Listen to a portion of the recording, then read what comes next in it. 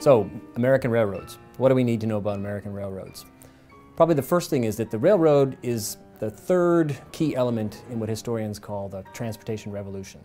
This is the early 19th century, and up until, say, 1815, people got around the world, got around their neighborhoods, got around their countries, moved goods and people the same way for hundreds and hundreds of years, basically on horses or on slow sailboats. So in the early 19th century, there was a rapid series of innovations. One of the first key ones was the steamboat, which allowed you to defy nature, which is what a lot of this transportation revolution is all about. Heading up rivers, which was almost not possible until that time. And then they began to develop almost the same time, that's in the 1820s, canals, big digging, essentially artificial rivers, allowing you to move goods and things much more quickly and cheaper along canals. And this is, of course, great for the evolving national economy. And then the third element to that is the railroad. And the railroad really is born in the early 1830s. And it starts out very slowly because it's still a prototypical kind of technology, and then grows very, very rapidly. With zero railroad mileage in 1830, there's 3,000 miles in 1840, there's 9,000 miles of railroad track in 1850. So it's huge, rapid growth. And the railroad has incredible advantages over these other steamboats, over canals and other things. You can build them almost anywhere. You can build them really fast. Doesn't take much to throw down track and some ties. And also, once you build them, you can then move goods and people at rapid pace, faster than anything else on the earth. Now, we don't think 15 miles an hour or 20 miles an hour is speedy, but that's really, really fast at that point in history. And time, business is all about time and money. So this network, and that's really the best way to think about this is part of an evolving national transportation network, and the railroad is really at the center of it. And the best way to envision that is literally to look at a map of railroad growth in the pre-Civil War period. It literally is like a spider web spreading out across the eastern half of the United States and then eventually across the Mississippi and into the West.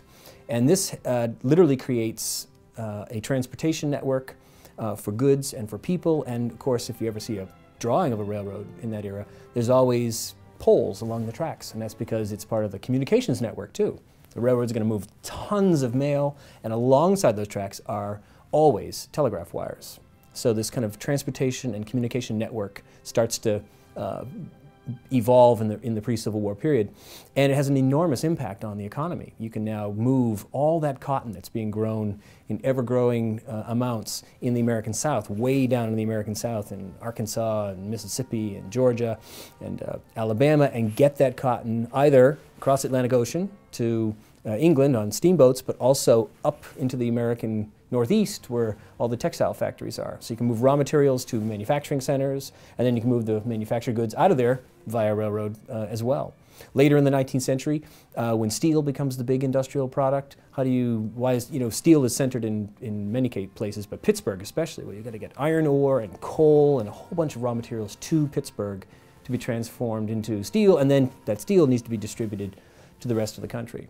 So it has it's sort of a central element, almost in some ways think of the railroad as the infrastructure of the Industrial Revolution. And it transforms American life and culture as well. It becomes a central icon of the time period.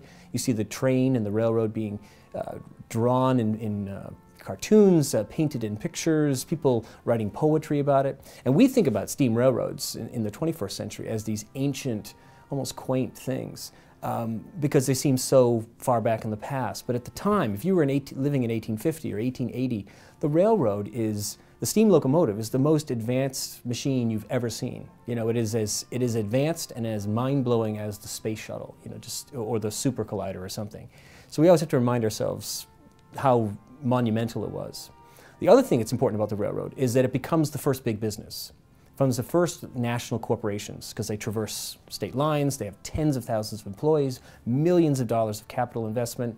So all the rules of big business, both the good ones and the bad ones, are going to be written by railroad corporations. And not surprisingly, in the late 19th century, we'll see that when the questions about the Industrial Revolution and about the fairness of big business and the power of industrialists comes to the fore, really a big part of the politics of the Gilded Age, railroads are at the center of it. People are really worried about the power and the reach of these corporations, especially the American Railroad.